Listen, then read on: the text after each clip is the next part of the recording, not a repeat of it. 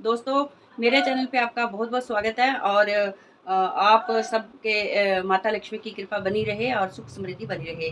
तो आज हम बात करते हैं कि जैसे हम दिवाली के पर्व पे हम ऐसा क्या कर सकते हैं कि माँ लक्ष्मी की कृपा हम पे बनी रहे और देवी माँ हम पे प्रसन्न रहे और हमेशा-हमेशा के लिए हमारे घर पे वास करे और किसी न किसी तरह से माता लक्ष्मी को प्रसन्न करने के लिए हमें प्रयास करना चाहिए। तो आज हम बात करते हैं कि एक चीज़ है जो बहुत ही माता लक्ष्मी को प्रिय है और आप सब भी उसके बारे में तो जानते ही होंगे। क्या है कि दक्षिणावती शंख। आपको दिवाली वाले दिन एक चीज़ ज़रूर घर पे लानी है, दक्षिणावती शंख। दक्षिणावती शंख को लाना है, देवी माँ की पूजा में आपको उसे ज़रूर रखना है और देवी माँ को शंख बहुत ज़्यादा प्रिय है क्योंकि शंख जो है वो माता लक्ष्मी का भाई है। तो ये समुद्र मंथन से समुद्र से ही सारी चीज़ें निकलती हैं। शंख हुआ, ये माँ की कौड़ियाँ हुई, गोमती चक्र हुए, ये सारा ही सामान जो जितनी भी सामग्री है सारी समुद्र से निकलती है। तो समुद्र से जो-जो चीज़ें निकलती हैं माता लक्ष्मी को बहुत ही प्रसन्न करती हैं और बहुत ही अति प्रिय हैं, तो उनका प्रयोग हमें ज़रूर करना चाहिए। एक तो लक्ष्मी पूजा में आपको क्या करना है कि पीली कौड़ियाँ ज़रूर रखनी है, गोमती चक्र ज़रूर रखने हैं, पीली हल्दी ज़रूर रखनी है, कुमकुम ज़रूर रखनी है और आपको केसर भी पूजा में रखना है। और इत्र भी देवी माँ को बहुत ज़्यादा प्रिय है, तो इत्र भी आप उसमें ज़रूर रखिएगा। तो पूजा में ये चीज़ें बहुत ज़रूरी हैं, अगर आपको कहीं से लाल गुंजा काली गुंजा मिल जाती है, तो वो भी आप रख लें और उनको भी आप एक थाली में सारी सामग्री ये रख लें। और मैं आपको विशेष बता रही हूँ कि जो दक्षिणावती शंख है इसका बहुत ही अच्छा प्रयोग कर सकते हो हर चीज़ के लिए, बीमारी के लिए भी और आगे जाके सुख समृद्धि धन के लिए भी। अगर धन भी नहीं टिकता है घर पे तो उसके लिए भी आप ये प्रयोग कर सकते हो और बहुत ही अच्छा इसका बेनिफिट आप ले सकते हो। तो आपको क्या करना है, ये जो मैंने सामग्री बताई है ये देवी माँ के पूजन के लिए है। आपको एक थाली में सजा के जो सिद्ध करनी होगी और बाद में इसको आप प्रयोग भी कर सकते हो। उसमें थोड़े से सिक्के डालिए, पैसे डालिए, कॉइन डालिए और जो जेलो वाले कॉइन आते हैं ना 5-5 रुपए वाले, वो आप डालिएगा। अगर वो मिल जाएँ तो बहुत अच्छा है, वो डालिएगा। चांदी के आपके पास जो भी सिक्के पड़े हैं घर पे, जैसे कि आप धनतेरस वाले दिन तो लोग ज़रूर एक सिक्का लेके आते हैं, तो सिक्का ज़रूर लाना चाहिए चांदी का। तो वो सिक्के भी लोग जमा करते हैं, तो वो सिक्के भी आप देवी माँ के आगे रख सकते हो डेरी लगा के। एक थाल में सजा के बहुत अच्छे से रेड कपड़ा बिछा के ये चीज़ें माँ के आगे रख सकते हो। इससे देवी माँ बहुत ही प्रसन्न होती है। और दक्षिणावती शंख का प्रयोग मैं आपको बता रही हूँ कि आपको क्या करना है, दिवाली वाली रात्रि शंख को पूरी विधि विधान से पूजा करके, पंचामृत से स्नान करवा के और पूरी तरह से उसकी पूजा अर्चना करके उसको चावलों से भरना है। और ऐसे चावल आपको लेने हैं जिसमें कम से कम कोई भी दाना टूटा ना हो, बिल्कुल साबुत हो। अपनी ओर से आपको देखो गलती से कोई टूटा हो तो कोई बात नहीं है, बट अपनी ओर से आपको टूटे चावल नहीं लेने हैं, जो चावल टूटे हों। तो अक्षत को क्षय होना, मतलब अक्षत का मतलब ही क्या होता है, आपको उसे क्षय नहीं करना है। तो अक्षत टूटे हुए नहीं होने चाहिए जो आपने शंख में रखने हैं या देवी माँ की पूजा के लिए रखने हैं। और एक आपको क्या करना है, एक थाली में आपको चावल रखने हैं 1.25 किलो। 1.25 किलो चावल रखने हैं रेड कपड़े के ऊपर और उसके ऊपर थोड़ी सी पैसे रखने हैं, जितने भी आप हो, क्वाइन हो, चाहे सिक्के हो, नोट हो, कोई कुछ भी हो सकता है, उस पे आप रखिएगा माँ की पूजा में। और उसके बाद आपको क्या करना है, शंख में चावल भरने हैं और शंख में चावल भर के उसके ऊपर एक चांदी का सिक्का रखें। सिक्का रखें और उसके बाद लाल मोली लपेट के उसे और सिक्का उसमें एक रख दें।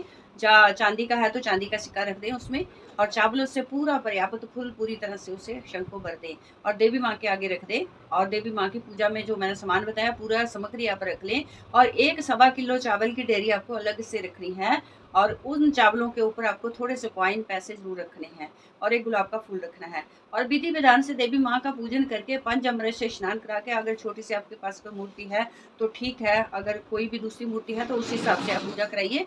और देवी माँ को स्नान कराने के लिए नहीं है तो सुपारी पे भी गणेश और माँ लक्ष्मी को हम कर सकते हैं, उनका वाहन उस पर भी पूजा कर सकते हैं। तो पंचामृत से स्नान करा के पूरी तरह से पूजा करें और उसके बाद फिर उस शंख को जो भरा हुआ है पहले दिन से लेके आपको ये पूजा करनी है और सामग्री रखनी, सामग्री को पूरी तरह से माँ के चरणों में रखना है और सुख समृद्धि के लिए प्रार्थना करनी है आपको और पूरी तरह से तन मन से पूरे अपनी श्रद्धा भाव से माँ आपके आगे प्रार्थना करेगी, हे माँ देवी माँ, आज के बाद आप मेरे घर को छोड़ के कहीं नहीं जाएंगे और मेरे आप घर पे सदैव ही आप निवास करेंगी और गणेश जी के साथ, विघ्न विनायक गणेश जी के साथ मेरे घर पे वास करेंगी। तो आपको पता ही होगा कि गणेश जी की पूजा तो माँ लक्ष्मी के साथ ज़रूर होती है, क्योंकि माँ लक्ष्मी का पुत्र ही माना जाता है। ये एक कहानी है कि माँ लक्ष्मी की जैसे कोई संतान नहीं थी, तो गौरी माँ ने बोला था कि ये आज से आपका पुत्र कहलाएगा।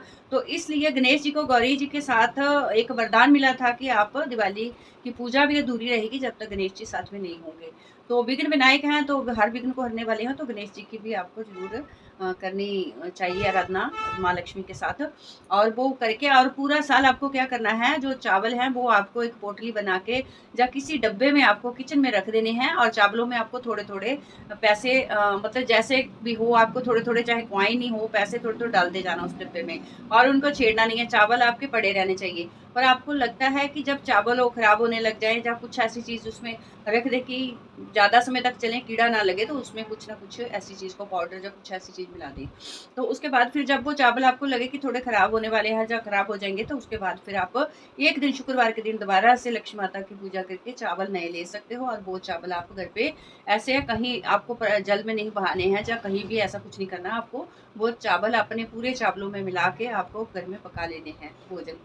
तो वो प्रसादी बन जाएगी। तो आपको अपने चावलों में मिला के वो चावल आपको, या आप ऐसा भी कर सकती हैं कि जो आपके आपने घर में भंडार में चावल रखे होते हैं अपने डिब्बे में या किसी में भी, तो उसमें भी वो चावल मिला के उसमें भी आप पैसे रख सकती हैं। तो भी बहुत अच्छा है, ये माँ लक्ष्मी की कृपा होती है और घर पे बरकत बनी रहती है और हमेशा माँ लक्ष्मी का वास होता है। तो दोस्तों अब अगले वीडियो में फिर मिलते हैं। आज मैं इतना कहना चाहूँगी, और अगले वीडियो में आपको बताती हूँ कि विशेष पूजा आपको किस कामना के लिए और किस कामना के लिए कैसे देवी माँ की पूजा करनी है, कैसे गणेश जी की पूजा करनी है, कैसे लक्ष्मी जी की पूजा करनी है। तो ये वीडियो काफ़ी लंबा हो जाएगा, तो आज के लिए इतना ही। ये चीज़ें मैं आपको बता रही हूँ कि घर पे आप लक्ष्मी पूजन के लिए ज़रूर लाइएगा ये चीज़ें, क्योंकि ये लक्ष्मी माँ को बहुत अति प्रसन्न करने वाली ये चीज़ें हैं। और जो सामान सामग्री आपने लक्ष्मी माँ की पूजा में रखा है, उसको कम से कम भी 3 दिन तक पूजा चलती रहे, और उसके बाद फिर उस सामान को आपको क्या करना है, हम तो भाई दूज तक रख लेते हैं सामान, पूजा करते रहते हैं। तो आपको पोटली बना के वो सामान पूरा ही जो कौड़ियाँ हैं, जो आपके काली गुंजा या कौड़ियाँ जो आपको गोमती चक्र लिए हैं, वो पोटली में आपको रख लेने हैं, और कुछ उसमें से जो एक कॉइन चांदी का डाल के अपने गले में रखने हैं, वो स्थापित करने हैं। तो आप देखोगे कि धन की कमी कभी नहीं आएगी, और पैसे की बरकत रहेगी, और हाथों हाथ आपको रिजल्ट मिलेगा, और पैसे की बरकत बनी रहेगी। तो ये दोस्तों आप ज़रूर करिएगा। और मैंने ये चीज़ देखी है, प्रत्यक्ष देखी है कि पैसे की, धन की बरकत बहुत होती है और बनी रहती है। और पैसे की कमी कभी नहीं होती, और धन भी बढ़ता है, व्यापार भी बढ़ता है। तो इसे ज़रूर आप करें और अपने गले में रख लें। तो दोस्तों अगर आप कोई जंत्र वगैरह व्यापार वृद्धि के लिए, या श्री महालक्ष्मी जंत्र या वास्तु जंत्र, कोई भी जंत्र आप कोई बनवाना चाहते हो, तो हम सिद्ध करके देते हैं। तो आप हमें उसके लिए आप हमें कॉल से या कोई मैसेज कर सकते हो, तो आपके लिए तैयार कर दिया जाएगा, आपके नाम से तैयार किया जाएगा, पूरा पैकेज होगा। तो इसके लिए आप संपर्क कर सकते हो। तो इसी के साथ दोस्तों अगले वीडियो में फिर मिलते हैं। आज के लिए इतना ही। इसी के साथ जय श्री कृष्ण।